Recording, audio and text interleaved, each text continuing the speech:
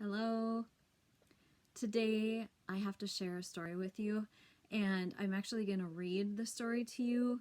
It's a short story, it's about a 10-minute story, and I just I want to share it because it's from an old magazine that I found while I was cleaning a garage, and I had saved this pile of magazines. It's called Angels on Earth, and I just was going to throw them, and then I thought, no, I'll save them and just look through in case there's anything that I wanted to save. Sometimes there's articles and things that, really catch your eye and you save them to maybe go through later, even though most of the time you probably won't go through them later, or go to them later. But I decided that I would kind of glance through, and I recognized on the cover of this one the picture. And then when I turned to this story, I read the first couple lines and I remembered exactly how this story went.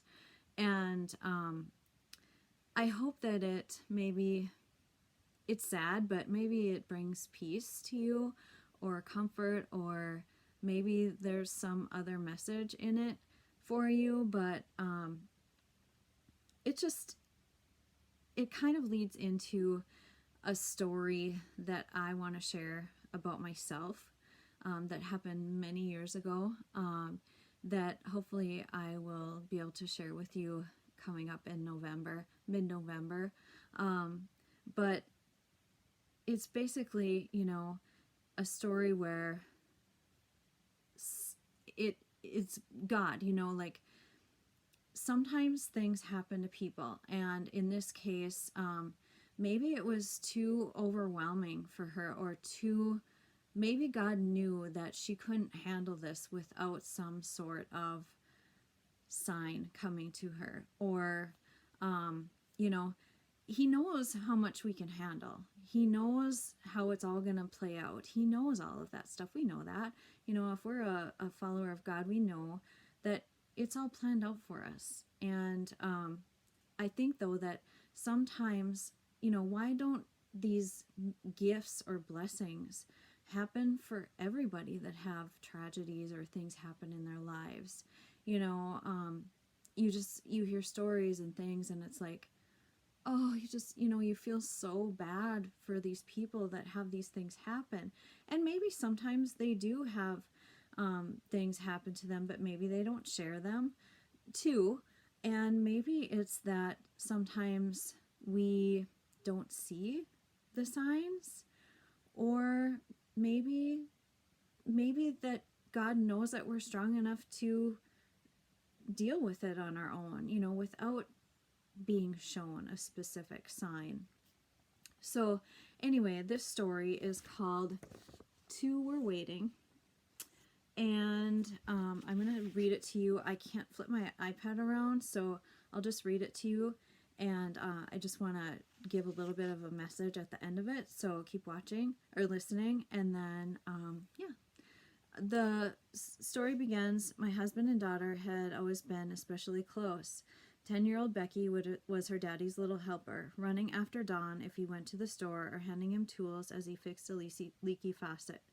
I had back problems, and when the three of us were out walking, I'd often fall behind. Don and Becky would turn around, coaxing me to catch up. When Don started cleaning houses for extra money, he often took Becky along for company. The quiet of the house without them got to me, but I was good knowing they were together, almost like worrying about one person instead of two. That evening, in April 1997, we were in the van on our way back to Fayetteville, Arkansas, after spending the weekend visiting my parents in Mountain Home, 3 hours from home. As we pulled in onto the curvy 2-lane highway that would take us home, I slipped a tape into the player and glanced back to make sure Becky had on her seatbelt. She looked so cute in her purple top and shorts, seated right behind her daddy. She'd follow him to the ends of the earth, I thought, smiling at my husband. I settled back and rolled down my window a bit. Despite the gathering dusk, it was warm, and I felt wonderfully comfortable watching the trees rush by with the dark blue fabric of the sky stretched low overhead. We sang along with the tape, and the miles passed quickly. By the halfway point of our trip, it was almost completely dark. Becky was looking out the window. Don was focused on the road. I felt my eyes slip closed once, then again. I sat up straight and took a deep breath. Still, I felt my eyelids drooping. Why am I so sleepy? I'd just spent a whole weekend relaxing, and usually I was wide awake on these night drives, wanting to keep Don company, but there was no fighting this drowsiness. Don, I don't know what's wrong with me tonight, I yawned. I can barely keep my eyes open. He covered my hand with his. Don't worry, hun, just relax, he said. I sank into sleep. When I woke up, the van had stopped moving. Enjoy the peace, a voice said. Watch. Who is that? I looked over at Don. He was unfastening his seatbelt. Why is he getting up? All around, I saw a dense white fog settling into the deep darkness. I started to pull myself up when again I heard the voice say, just relax and watch. Dawn left the van. Daddy, wait for me, I heard Becky say. I turned to see her unbuckle her seatbelt and get up.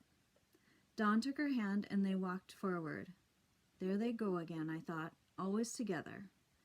But where are they going? I felt like I should go too, but a gentle force held me back. Don't worry about where they're going, I heard the voice say.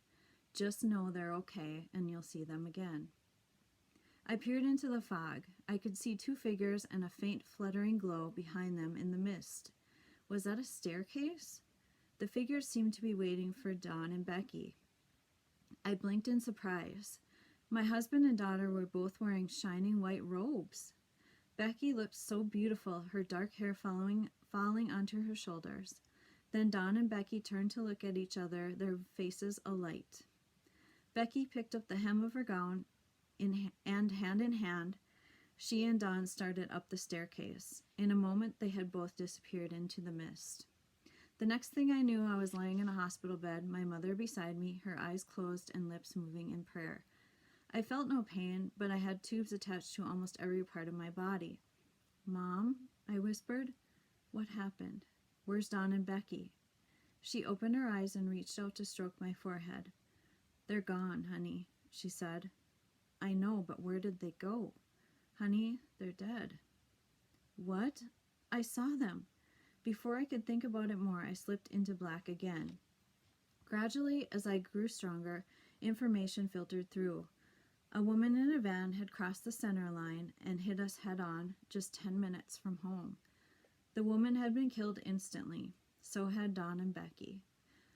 I was pried out of the wreckage. You slept through everything, thank God, said my mother. But I didn't. I saw Dawn and Becky walk away. I was told I would see them again. They can't be dead. I had a broken cheekbone and pelvis, a damaged ankle and shoulder, and I had gone into hypovolemic shock due to internal bleeding.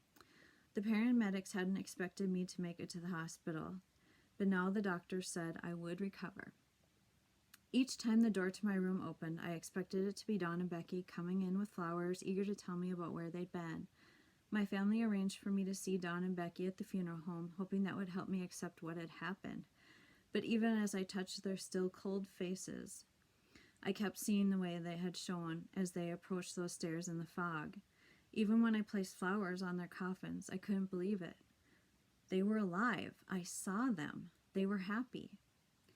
After coming home from the hospital, I slept with my face buried into one of Dawn's shirts and Becky's nightgowns every night. I had drifted from corner to corner of my room, touching Becky's favorite stuffed animals I kept near me. They've just gone off somewhere together like they always do, I kept telling myself, but day after day passed and they didn't come back. I felt like my life was a glass ball that had been dropped and shattered. I kept trying to put all the pieces together, but none of them matched up. I had not seen my husband and daughter ashen and lifeless in our van. I had seen them walk away from it, looking more alive than ever. If what I saw wasn't what happened, then how could I ever know what was real? Dear God, I prayed, nothing makes sense to me anymore. Please help me understand. One afternoon, I was laying in bed with the window open, a breeze ruffling the curtains. It was sunny and warm and lazily comfortable, just like the drive home before my world had broken apart. Watching the curtains and the play of light and shadows on the walls, I was reminded of the glow fluttering behind the figures in the mist that night of the accident. like wings. I suddenly realized they were angels. I whispered to myself. All at once, the pieces fell into place. The figures, the staircase, the voice, the glow on Dawn and Becky's faces. I had wanted so much to believe my husband and daughter were going to come back to me that I hadn't been able to see the wonderful gift I'd been given, the chance to see them go to a better place. You'll see them again, the voice had promised. At last I understood. Dawn and Becky will never again come through the front door laughing, but I will see them one day. They will be with the angels at the foot of those stairs in the mist, together, as always, waiting for me to join them. And this is a picture of Dawn and Becky and the author. So, what a story. And sometimes, you know, I hope this doesn't make anybody sad or anything like that, but I guess I just kind of wanted to share it because it is a blessing. And like I said, sometimes those blessings aren't always clear to us, and sometimes we have to ask for them, you know, ask for signs, ask for, I think for so many things we don't ask, and that's what he wants us to do. So anyway, like I said, I have something that is, I called it a miracle, a gift, a blessing, many years ago in my life and in a few of my family members. And I'm hoping to share that with you coming up in November, mid-November.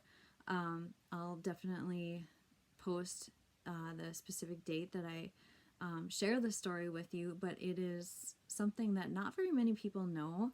I think, and that's you know, something that, you know, I shared it at the time many years ago, but in a religious class, but I think that, you know, it's always been with me, obviously, and I think that now I feel like I need to share it, and I'm excited about sharing it, and I hope you can join me for that. But I hope you have a good evening, and thank you for watching.